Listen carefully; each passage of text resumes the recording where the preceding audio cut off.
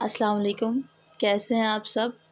आज का जो टॉपिक है वो ये है कि बच्चों की केयर पर है कि हमें किस तरह बच्चों की जो है वो केयर करनी चाहिए, किस तरह बच्चों को जो है रैशेज़ से बचाना चाहिए, उसके लिए क्या करना चाहिए, क्या यूज़ करना चाहिए।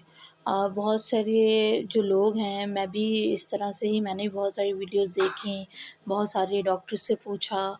बहुत सारे लोगों ने मुझे रिकमेंड भी की बहुत सारी चीज़ें, जैसे वाइप्स हो गए, जैसे बच्चों के पैदाइश के बाद उनके रैशेज़ हो जाते हैं बहुत ज़्यादा, उसके लिए कुछ क्रीम वग़ैरह लिखी, रैशनल वग़ैरह कुछ इस तरह से, मतलब अलग-अलग डॉक्टर अलग-अलग क्रीम्स वग़ैरह बताते रहे। तो ज़्यादातर जो है ना वो रैशेज़ ठीक नहीं होते थे, और आपको पता है जब बच्चे को तकलीफ़ हो तो पेरेंट्स वैसे ही तकलीफ़ में होते हैं। तो उसके लिए मुझे समझ नहीं आ रहा था कि क्या यूज़ करना चाहिए। तो फिर उसके बाद वाइप्स बहुत सारे लोग यूज़ करते हैं नॉर्मली, लेकिन वाइप्स यूज़ नहीं करने चाहिए। वाइप्स से भी बहुत ज़्यादा जो है रैशेज़ होते हैं, और पानी इतनी ज़्यादा वाइप्स जो है वो सॉक नहीं कर पाता, जिसकी वजह से जो है वो आप जो है ना रफ़ वाइप्स जो हैं यूज़ कर लेते हैं। तो बहुत इसका ख़्याल रखना होता है। तो छोटी-छोटी चीज़ें हैं, ये बच्चों के लिए बहुत इम्पॉर्टेंट होती हैं। उसमें सबसे ज़्यादा जो इम्पॉर्टेंट है वो रैशेज़ वाला मामला ही है, और रैशेज़ में सबसे ज़्यादा जो प्रॉब्लम होती है वो ये समझ नहीं आ रहा कौन-सा प्रोडक्ट यूज़ करें, कौन-सा ऐसा टोटका इस्तेमाल करें, क्या ऐसा करें कि बच्चे के रैशेज़ ख़त्म हो जाएँ। कुछ तो उसके अंदर आप प्रिकॉशंस करेंगे, कुछ उसमें आप जो है ट्रीटमेंट करेंगे। कुछ बातें हैं वो मैं आपको बता देती हूँ जो मैंने की थी। मैं भी स्टार्टिंग में बहुत ज़्यादा प्रॉब्लम से गुज़री थी रैशेज़ की, कि क्या कुछ समझ ही नहीं आ रहा था क्या करूँ?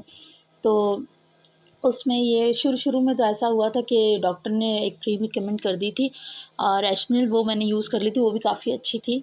लेकिन फिर एक वक़्त तक उसके साथ जो है वो मुझे मतलब कह लें कि ठीक रही उससे मेरी बेटी की तबीयत, लेकिन फिर उसके बाद दोबारा रैशेज़ वैसे ही हो गए और बहुत ख़तरनाक हुए। तो स्किन बहुत अफ़ेक्टेड हो गई थी उससे। तो इस वजह से जो है ना ये वो रैशनल मैंने यूज़ करना छोड़ दी।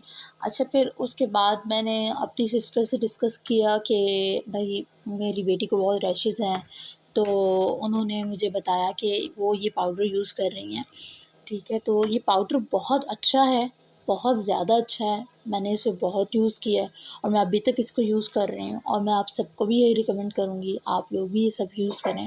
ये प्रोडक्ट यूज़ करें, ये बहुत अच्छी है।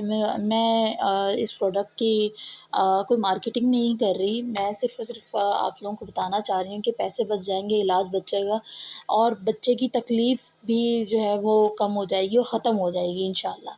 तो एक तो मैं जो है ये गोरैश पाउडर यूज़ करती हूँ, और मैं बिल्कुल भी कह लें कि कोई क्रीम वग़ैरह, कोई जेल कुछ भी यूज़ नहीं करती।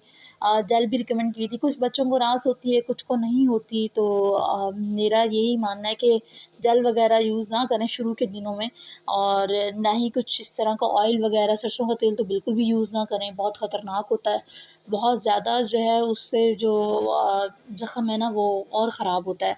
तो इसलिए काइंडली सरसों का तेल ना यूज़ करें, कोकोनट ऑयल यूज़ करें, लेकिन जैसे ही डायपर जो है फुल हो जाए और मतलब कह लें बच्चा गीला हो जाए, तो उसे फ़ौरन से जो है साबुन से अच्छे से वॉश करवाएँ, और कोकोनट ऑयल को बार-बार जो है ना मतलब इस तरह से लगा नहीं रहने दें, और बार-बार इस्तेमाल मत करें उसका, ठीक है? क्योंकि न्यू बॉर्न बेबी के लिए बहुत मतलब ये चीज़ें ना बहुत सेंसिटिव होती हैं। कोई भी प्रोडक्ट, कोई भी नेचुरल चीज़ भी आप इस्तेमाल कर रहे हैं, उसके ऊपर क्या असर उसका होगा, तो ये जो है ना बहुत इम्पोर्टेंट है। तो इस वजह से इसको ज़हन में रखते हुए आप लोग जो हैं बिल्कुल भी क्या नाम है वो इस्तेमाल ना करें ऐसी चीज़ें जो आपके बच्चे के लिए अच्छे ना हों, न्यू बॉर्न बेबी के लिए बहुत ज़्यादा ये ज़रूरी हैं। तो ये गो रैश पाउडर है, ये बहुत अच्छा है, और अगर हो सके तो आप अपने डॉक्टर से भी इससे पूछें कि ये यूज़ करना चाहिए या नहीं, मतलब और मैं कर सकती हूँ या नहीं अपनी बच्चे के लिए, और मुझे उम्मीद है कि वो ज़रूर रिकमेंड करेंगे, क्योंकि बहुत अच्छा पाउडर है, बहुत ज़्यादा अच्छा पाउडर है।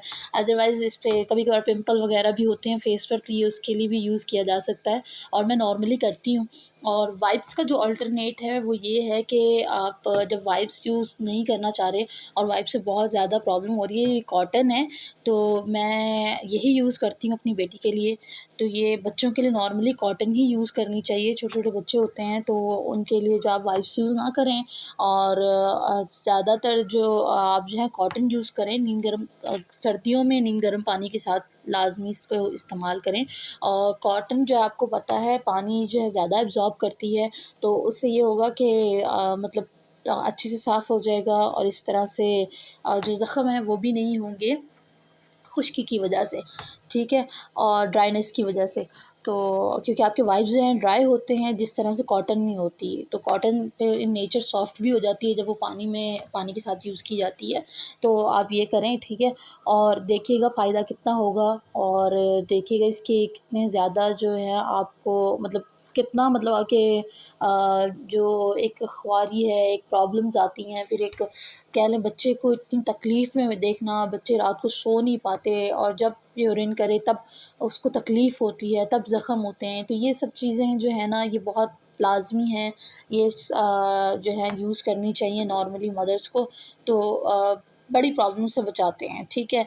और ये इन्फेक्शन वग़ैरह भी रैशेज़ से हो जाती है, ये उससे भी आपको क्योर करता है, ठीक है? तो ये सब चीज़ें थी, ये 2 चीज़ें बहुत ज़्यादा अच्छी हैं। और अदरवाइज़ अच्छा एक लोग ये भी पूछेंगे या ये भी सोचेंगे यार ये पाउडर यूज़ करने से सर्दियों में खुश्की बहुत ज़्यादा हो जाएगी, ड्राइनेस बहुत ज़्यादा हो जाएगी बेबी की स्किन पर। तो आप एक काम करें, आप जो यूज़ कर लेते हैं ये पाउडर यूज़ ज़्यादातर यही करें, सर्दियों में भी कुछ ऐसा नहीं होगा। और अगर ड्राइनेस हो तो एक बार वॉश करवाने के बाद जो है आप इसे यूज़ कर लें, मतलब कोकोनट यूज़ कर लें इसके साथ, कोकोनट यूज़ कर लें और ये मत लगाएँ।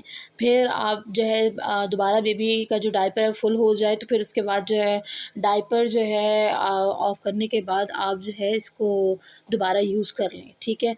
ज़्यादा उससे ऑयल लगाएँ, मतलब सर्दियों में कोकोनट ऑयल का यूज़ करें, कोकोनट ऑयल बहुत अच्छा होता है। लेकिन गो रैश को बिल्कुल भी मत छोड़ें, मतलब गो रैश का मतलब इस्तेमाल बिल्कुल ख़त्म मत करें। तो बस यही कहना चाह रही थी मैं अपनी वीडियो में। बाकी आप देख रहे हैं पीछे बहुत शरारतें हो रही हैं आयशा की, तो मुझे उसको भी देखना है। तो बाकी अपना ख़्याल रखिएगा। ये बहुत इम्पोर्टेंट चीज़ें थीं, तो मैंने सोचा क्योंकि मैंने बहुत वीडियोज़ इसके बारे में देखी, बहुत ज़्यादा, पर मुझे कोई भी फ़ायदे वाली वीडियो नहीं लगी। तो मुझे यही बेस्ट लगा, तो मैंने सोचा आप लोगों से शेयर करूँ। ठीक है, अपना ख़्याल रखिएगा। अल्लाह हाफ़िज़।